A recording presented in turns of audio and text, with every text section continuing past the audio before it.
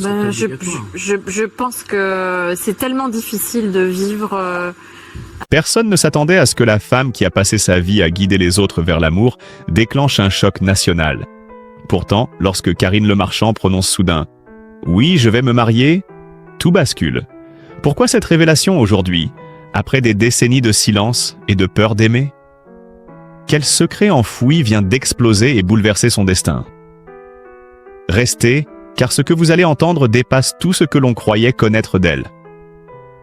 Si l'annonce de son mariage a frappé la France comme un coup de tonnerre, c'est parce qu'elle n'est pas simplement une décision tardive, mais l'aboutissement d'un chemin secret, sinueux et profondément humain, que Karine Lemarchand avait soigneusement dissimulé derrière son sourire et son professionnalisme. Pendant des années, elle a animé des émissions où l'amour renaissait sous ses yeux, où des couples hésitaient, se confiaient, se déchiraient avant de se retrouver. Et tout cela sous sa présence douce et rassurante, sans que personne n'imagine que, dans l'ombre, elle vivait une autre réalité, bien plus fragile.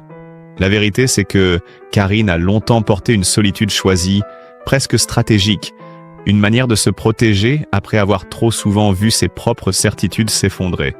Ce que le public ignorait, c'est que ce choix de prudence remontait à très loin, au jour où sa voix n'était qu'une promesse parmi tant d'autres, lorsqu'elle luttait pour exister dans un monde médiatique qui ne la voulait pas, ou du moins, pas encore.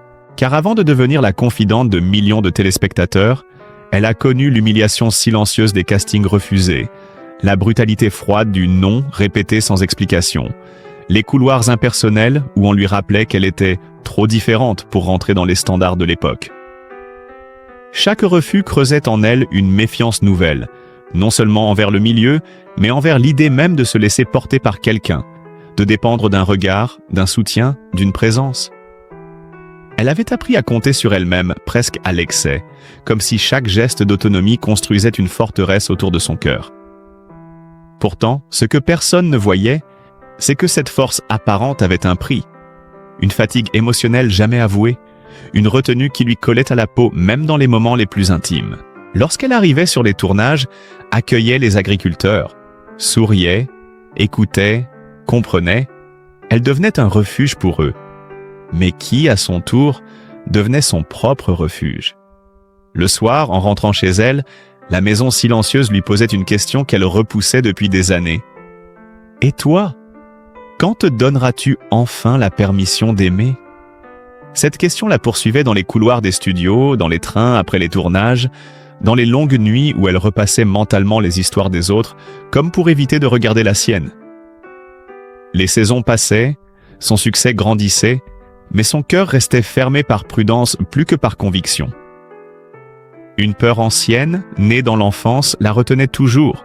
Cette peur d'être de nouveau déstabilisée, de perdre ce contrôle qu'elle avait mis toute une vie à construire. Pourtant, les premiers signes d'un changement, discret mais réel, ont commencé à apparaître bien avant que quiconque ne le remarque. Lors d'une interview, sa voix vibrait différemment, moins crispée, plus ancrée, comme si un poids invisible s'était enfin allégé. Lors d'un tournage, une collègue lui aurait confié qu'elle la trouvait étrangement apaisée, ce à quoi Karine avait simplement répondu par un sourire énigmatique. Puis il y a eu ces rares fois où, entre deux prises, elle regardait son téléphone avec un éclat qui ne lui était pas familier, un éclat fragile mais sincère. Elle pensait pouvoir cacher cette évolution encore longtemps, mais le destin, lui, ne cachait rien. Un homme était entré dans sa vie, discrètement, sans chercher à la conquérir comme un trophée, mais en l'apprivoisant doucement, patiemment, avec une présence stable et apaisée. Un homme cultivé, loin des caméras, loin du vacarme médiatique, quelqu'un qui ne voyait pas en elle Karine Lemarchand l'animatrice, mais Karine tout simplement, avec ses forces, ses cicatrices, ses silences, ses peurs. Pour la première fois depuis longtemps, elle n'a pas fui. Elle n'a pas mis de distance, n'a pas créé de mur. Elle a observé, elle a douté, bien sûr, mais elle est restée. Et cette simple décision, imperceptible pour le public, a été un bouleversement intime. Car aimer à nouveau, à cet âge, après tant d'années d'autoprotection, ce n'est pas céder à l'émotion, c'est un acte de courage. Un acte qu'elle s'apprêtait enfin à poser, sans regret, sans justification, sans masque. Le mariage n'était pas une fin, ni une revanche, mais la preuve éclatante que même les cœurs les plus prudents peuvent, un jour, choisir d'ouvrir la porte et d'accueillir la lumière. Ce qui rend cette histoire encore plus bouleversante, c'est que Karine n'a jamais réellement prévu de retomber amoureuse. Pendant longtemps, elle s'était convaincue que sa vie était suffisamment remplie pour ne plus avoir besoin de ce vertige-là, que la stabilité qu'elle avait construite avec sa fille, son travail et son indépendance constituaient une forme de bonheur qu'elle maîtrisait enfin. Elle pensait sincèrement que l'amour, à son âge, était un supplément de vie, pas une nécessité. Pourtant, plus les années avançaient, plus une faille s'ouvrait dans ce raisonnement.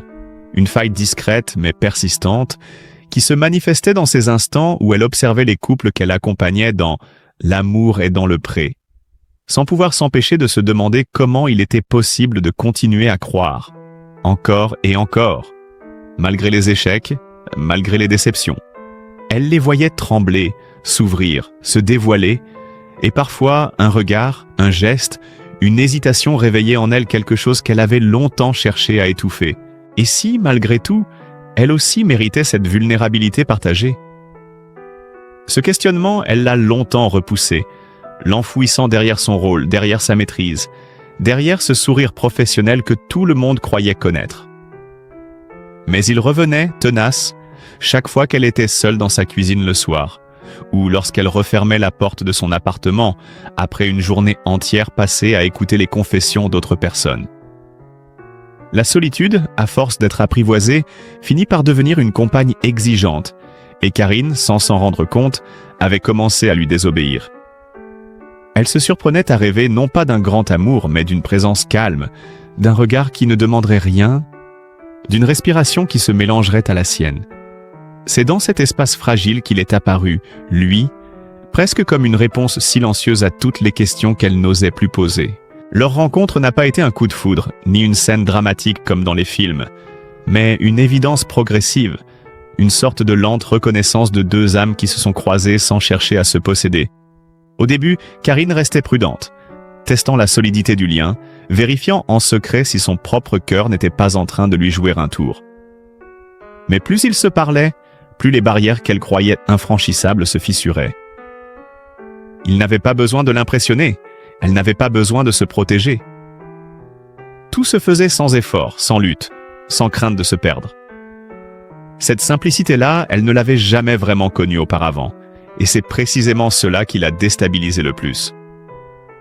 Parce que lorsqu'une femme a passé des décennies à tout contrôler pour ne pas souffrir, accepter la douceur devient un acte révolutionnaire. Au fil des mois, elle s'est surprise à rire plus souvent, à respirer plus profondément, à vivre moins dans la retenue. Ses proches l'ont remarqué avant qu'elle-même n'en prenne pleinement conscience. Une amie lui a dit un jour « Tu n'es plus dans la survie, tu es dans la vie ». Cette phrase, simple en apparence, a agi comme un électrochoc. Elle s'est alors rendue compte qu'à force d'être forte pour tout le monde, elle avait oublié d'être vulnérable pour quelqu'un. Et c'est cette vulnérabilité assumée, cette permission qu'elle s'est enfin accordée, qui l'a conduite vers ce choix inattendu mais profondément cohérent, celui de se marier. Non pas pour combler un vide, mais pour célébrer une rencontre qui l'a remise au monde. Lorsque Karine comprend enfin qu'elle n'est plus en train de fuir mais de construire, quelque chose s'apaise définitivement en elle, comme si les années d'efforts, de résistance et de solitude prenaient soudain un sens qu'elle n'avait jamais osé formuler. Pourtant, cette transformation n'a rien eu de spectaculaire pour ceux qui l'ont observée de l'extérieur. Elle s'est faite en nuances, en gestes minuscules, en silences assumés. Ce qui change véritablement, c'est la manière dont elle se tient dans la vie. Moins sur la défensive, moins dans la maîtrise, plus dans une forme d'accueil qui lui était jusque-là étrangère. Et à mesure qu'elle s'ouvre, elle prend conscience d'une réalité qu'elle avait toujours étouffée. L'amour n'était pas son ennemi, c'était la blessure non guérie qui la poussait à se barricader. Une blessure façonnée par son enfance, par la séparation de ses parents, par le courage silencieux de sa mère qui lui avait appris à tenir debout, coûte que coûte, même quand le sol tremblait. Ce modèle de force, admirable mais exigeant, lui avait donné une armure si épaisse qu'elle avait oublié qu'elle pouvait parfois la déposer. Pour aimer, il fallait accepter cela. Ne plus chercher à tout porter seul, ne plus croire que la vulnérabilité est un aveu de faiblesse. Ce travail intérieur immense, elle l'a traversé presque en secret, dans ces moments où elle regardait sa fille Asti grandir, où elle repensait à toutes les décisions qu'elle avait prises pour la protéger, parfois au prix de son propre bonheur. Elle se souvenait des nuits où, une fois Alia endormie, elle s'asseyait dans le salon désert en se demandant si son destin était de toujours tenir, comme sa mère l'avait fait. Mais un jour, en observant sa fille adulte construire sa propre vie sans la même peur de s'attacher, Karine a compris que la chaîne pouvait se briser, que la force pouvait aussi prendre la forme d'un cœur ouvert. Et c'est peut-être cela qui l'a le plus bouleversée. Constater que l'amour, lorsqu'il n'est pas imposé ou forcé, n'est pas une menace mais une continuité naturelle de la vie. Son compagnon, lui, n'a jamais cherché à remplacer quoi que ce soit, ni à combler un vide, ni à forcer une place dans un monde déjà bien rempli. Il s'est simplement tenu là, exactement là où elle avait besoin, avec une patience rare et une présence tranquille. Il ne cherchait pas à comprendre tous ces silences, mais à les respecter. Ce respect-là, profond, presque sacré, a été pour elle un déclencheur. Car lorsqu'on a vécu dans la lumière médiatique pendant si longtemps, entouré de jugements, d'attentes, de projections, rencontrer une personne qui ne voit que l'être humain derrière l'icône, c'est un choc. Un choc heureux, mais un choc tout de même. Plus leur relation avançait, plus Karine retrouvait un rapport au temps qu'elle avait perdu. Un temps qui ne s'accélère pas, un temps qui ne s'arrache pas, un temps qui se vit. Elle a commencé à imaginer un avenir non pas comme une suite de responsabilités, de rendez-vous, d'obligations, mais comme un espace partagé où elle n'aurait plus à se battre pour tout contrôler. Et cette vision nouvelle, douce et puissante à la fois, a fait émerger en elle l'idée du mariage. D'abord timidement, presque comme un rêve secret, puis de manière plus assumée. Non pas un mariage pour prouver quelque chose, ni pour répondre à une attente, mais un mariage comme un pacte intime, une manière de dire enfin « je ne suis plus seul dans ma propre histoire ». Et c'est là, dans cette prise de conscience, que son destin a basculé définitivement vers un horizon qu'elle n'aurait jamais imaginé possible quelques années plus tôt. Lorsque l'idée du mariage s'est imposée à elle, non plus comme une éventualité lointaine mais comme une possibilité réelle, Karine a d'abord ressenti une forme de vertige, cette sensation étrange d'être à la fois en terrain inconnu et pourtant parfaitement à sa place.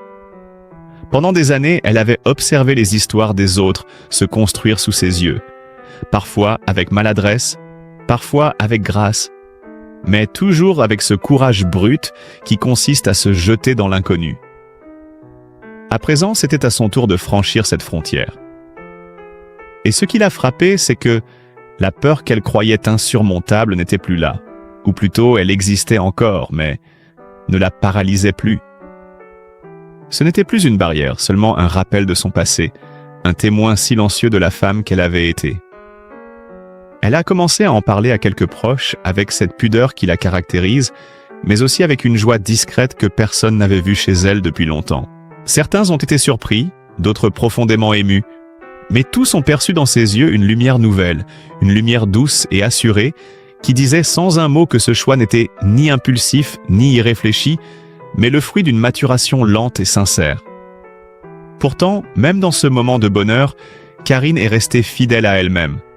Pas de théâtralité, pas d'annonce tapageuse, pas de volonté de créer un événement médiatique. Elle n'a rien cherché à vendre, rien à prouver, rien à montrer. Au contraire, elle a protégé cette décision comme un trésor fragile, consciente que l'exposition pourrait l'abîmer. Elle a choisi un lieu à l'image de son renouveau, un domaine viticole en Provence, baigné de lumière, de vignes anciennes et de vents chauds. Un endroit où le temps semble se dilater, où la nature impose son rythme, où l'on peut respirer sans artifice. Elle a imaginé la cérémonie non pas comme un spectacle, mais comme une poignée de main tendue vers la vie. Un moment de vérité partagé seulement avec ceux qui avaient moins vu ses blessures, ses efforts, ses chutes et ses renaissances. Le silence du lieu, la douceur des collines, le parfum des oliviers, tout cela composait une scène presque symbolique. Après avoir couru toute sa vie, elle s'autorisait enfin à s'arrêter. La veille du mariage, alors qu'elle marchait seule entre les rangées de vignes, elle a ressenti une émotion inattendue, une forme de gratitude immense. Non pas pour son succès, non pas pour sa carrière, mais pour le chemin intérieur qu'elle avait parcouru. Elle a compris que cette union n'était pas un couronnement, mais une libération. Elle ne s'unissait pas pour réparer quelque chose, mais pour célébrer une réconciliation avec elle-même. Son compagnon, fidèle à sa nature discrète, n'a jamais cherché à influencer ses choix. Il l'a simplement accompagnée, respectant ses hésitations, ses élans, ses silences. Il savait que pour une femme qui avait toujours tout porté seule, se laisser accompagner était déjà un acte d'amour immense. Et lorsque les premiers invités sont arrivés, une paix inhabituelle s'est installée en elle. Pas d'appréhension, pas de doute, seulement une clarté douce, comme si le monde s'était aligné autour d'une vérité simple. Ce jour-là, Karine n'a pas cherché à être parfaite, ni exemplaire, ni forte. Elle s'est contentée d'être vraie. Et cette vérité, après tant d'années de retenue, avait la force d'un miracle. Le matin du mariage, lorsque Karine s'est tenue devant le miroir, elle n'a pas reconnu immédiatement la femme qui lui faisait face. Ce n'était plus l'animatrice solide, irréprochable, toujours prête à absorber les émotions des autres. C'était une femme qui, pour la première fois depuis longtemps, se laissait traverser par les siennes. Dans ses yeux, il n'y avait ni crainte ni réserve, seulement une douceur mêlée d'étonnement, comme si elle découvrait une version d'elle-même qu'elle avait perdue en chemin. Sa robe, simple et fluide, glissait sur elle sans ostentation, comme une seconde peau. Elle n'avait rien choisi pour plaire, tout pour être en accord avec son propre rythme intérieur. Lorsque sa filleule est entrée dans la pièce, un silence chargé d'émotions s'est installé entre elles. Un de ces silences qui disent plus que n'importe quel discours. Alia a compris instantanément ce que sa mère avait mis des décennies à accepter. Elle était prête, enfin, à ne plus avancer seule. Main dans la main, elles ont traversé le couloir jusqu'à l'extérieur, où quelques amis proches attendaient. Et chaque pas résonnait comme une page qui se tourne, non pas avec fracas, mais avec la précision tendre des évidences tardives. Le paysage provençal baignait dans une lumière presque irréelle. Un soleil doux, sans brutalité, comme s'il respectait lui aussi l'intimité du moment. Lorsque Karine a aperçu son compagnon, debout au bout de l'allée, droit mais ému, elle a senti quelque chose se dénouer en elle, une tension ancienne, un fil invisible qu'elle avait tenu trop longtemps entre ses doigts. Il n'y avait pas de musique grandiose, seulement le bruissement du vent dans les oliviers, ce son que personne n'écoute vraiment, mais qui ce jour-là semblait raconter toute une vie. En s'approchant de lui, elle a compris que le véritable voyage n'était pas celui qui l'avait mené jusqu'ici, mais celui qui commencerait après. Il a pris sa main avec une délicatesse qui n'appartenait qu'à lui, sans chercher à la guider ou à la retenir, simplement pour être à sa hauteur, pour marcher avec elle, pas devant ni derrière. Les mots qu'ils ont échangés n'ont pas été capturés par des caméras, car il n'y en avait pas. Ils n'ont pas été prononcés pour être entendus par des millions de personnes, mais pour être vécus par deux êtres qui, après tant d'épreuves séparées, avaient choisi la même direction. Lorsqu'elle a dit « oui », ce n'était pas une proclamation spectaculaire, mais un souffle, un consentement intime, presque secret, qui avait pourtant le poids d'une révolution intérieure. Les invités ont applaudi doucement, certains les larmes aux yeux, non pas parce qu'ils assistaient à un événement exceptionnel, mais parce qu'ils savaient ce qu'il représentait. La victoire de la confiance sur la peur, de l'ouverture sur la retenue, de la paix sur la vigilance permanente. Et tandis que la cérémonie se terminait, Karine a ressenti pour la première fois une sensation qu'elle avait longtemps observée chez les autres sans jamais la reconnaître en elle. La certitude d'être exactement là où elle devait être, ni en avant, ni en retrait, simplement à sa place, aimée et aimante. Après la cérémonie, lorsque le soleil commença à glisser derrière les collines, un moment suspendu s'installa, comme si le temps avait décidé de ralentir pour leur offrir une parenthèse que rien ne viendrait le briser. Le dîner se déroulait sous une pergola recouverte de feuilles de vigne, éclairée par des guirlandes discrètes qui diffusaient une lumière chaleureuse, presque domestique. Autour de la table, les conversations étaient calmes, les rires légers, les regards sincères. Rien n'était forcé, rien n'était grandiloquent. Et c'est précisément cette simplicité qui rendait la scène bouleversante. Un ami proche prit la parole pour lire un texte qu'il avait écrit spécialement pour eux. Un texte sur l'amour qui ne cherche pas à éblouir mais à durer. Un amour qui ne promet pas l'éternité mais la présence. Les mots se déposèrent doucement dans l'air, résonnant avec chaque étape du chemin parcouru par Karine. Elle sentit ses yeux se remplir de larmes, non pas de tristesse ou de nostalgie, mais de reconnaissance pure. Elle comprit alors que toutes les barrières qu'elle avait créées n'avaient pas été un signe de faiblesse, mais un mécanisme de survie, nécessaire à une époque où elle se croyait incapable d'être aimée autrement que pour ce qu'elle représentait. Aujourd'hui, elle voyait que quelqu'un l'aimait pour ce qu'elle était, dans toute sa complexité, ses contradictions et sa lumière. En observant les visages autour d'elle, elle réalisa aussi que ce mariage n'était pas seulement son histoire. Il touchait ceux qui avaient assisté à sa lutte silencieuse, ceux qui l'avaient vu se relever encore et encore. Dans un moment d'intimité rare, elle posa sa tête sur l'épaule de son mari, et la sensation qui l'envahit n'était ni l'excitation ni la passion brûlante, mais une paix profonde, presque physique, comme si son corps lui-même comprenait enfin qu'il pouvait relâcher la tension. Le vent se leva doucement et fit frémir les feuilles d'olivier. Elle regarda le ciel se teinter de rose et d'or et se dit que jamais un horizon ne lui avait paru aussi vaste. Lorsque la soirée toucha à sa fin et que les invités commencèrent à partir, chacun la serrant dans ses bras avec une tendresse particulière, elle sentit que quelque chose d'invisible venait de se sceller. Quelque chose qui n'avait pas besoin de mots ni de symboles. En quittant la pergola main dans la main avec son mari, elle sut au plus profond d'elle-même que cette journée n'était pas une parenthèse enchantée, mais un point d'ancrage. Une base solide à partir de laquelle elle pourrait enfin vivre non plus dans la retenue, mais dans la confiance.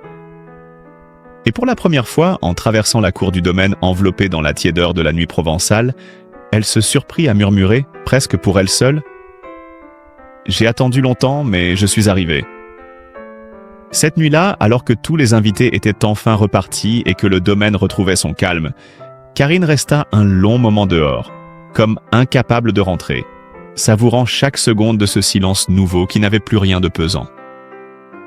La brise légère transportait le parfum des lavandes, et dans cette solitude désormais choisie, elle ressentit une sensation étrange mais merveilleuse, celle d'être enfin alignée avec sa propre vie.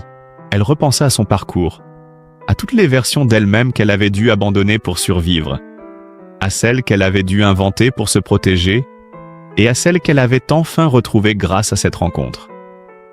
Chaque étape, chaque douleur, chaque doute prenait soudain une dimension différente, comme si le puzzle qu'elle assemblait depuis l'enfance trouvait enfin sa cohérence. Son mari la rejoignit en silence, se tenant près d'elle sans la toucher, respectant cet instant où elle semblait converser avec son propre passé. Ils restèrent ainsi, côte à côte, regardant les lumières lointaines des villages provençaux scintiller comme des étoiles tombées au sol. Aucun mot n'était nécessaire. Tout avait déjà été dit dans les regards, dans les gestes de la journée, dans leur silence partagé. Karine sentit alors que ce mariage n'était pas seulement l'ouverture d'un chapitre, mais la fermeture douce d'une longue lutte intérieure, une réconciliation profonde avec toutes les parties d'elle-même qu'elle avait laissées sur le chemin. Elle se tourna vers lui et, dans un souffle, lui confia que jamais elle n'aurait cru possible d'aimer ainsi, avec autant de lucidité et de paix. Il sourit, non pas avec triomphe, mais avec une tendresse infinie, comme s'il accueillait ce moment comme un cadeau qui ne lui appartenait pas complètement, mais qu'il avait la chance de tenir entre ses mains. Ensemble, ils rentrèrent enfin à l'intérieur, laissant derrière eux la terrasse illuminée. Et tandis que la porte se refermait doucement, Karine comprit que ce geste simple symbolisait tout. Elle laissait dehors ses anciennes peurs, ses réflexes de fuite, ses armures, et entrait pleinement dans la vie qu'elle avait choisie. Pour la première fois depuis très longtemps, elle ne s'endormit pas avec l'impression de devoir être forte le lendemain. Elle s'endormit avec la certitude qu'elle n'aurait plus jamais à l'être seule. Si cette histoire vous a touché, si le parcours de Karine Le Marchand vous a ému par sa force silencieuse, par son courage de se relever, de se reconstruire et d'ouvrir enfin son cœur après tant d'années de retenue, alors prenez un instant pour lui envoyer un peu de votre bienveillance. Derrière l'animatrice que tout le monde connaît se cache une femme qui a dû apprendre à s'aimer autant qu'elle a aimé les autres. Une femme qui a traversé ses peurs pour offrir à sa vie une seconde naissance. Votre soutien, vos mots, vos gestes comptent plus que vous ne l'imaginez. Laissez un like pour honorer son chemin. Partagez cette vidéo pour rappeler que l'amour peut revenir à tout âge, même lorsqu'on ne l'attend plus. Et abonnez-vous pour continuer à suivre ces histoires humaines, profondes, qui nous rappellent que chacun mérite une chance de renaître. Dites-moi en commentaire ce que vous ressentez, ce que ce récit vous a inspiré. Et si vous aussi croyez que le bonheur finit toujours par trouver ceux qui ont eu la patience et le courage de l'attendre. Merci de faire vivre cette chaîne avec votre présence, votre sensibilité et votre cœur.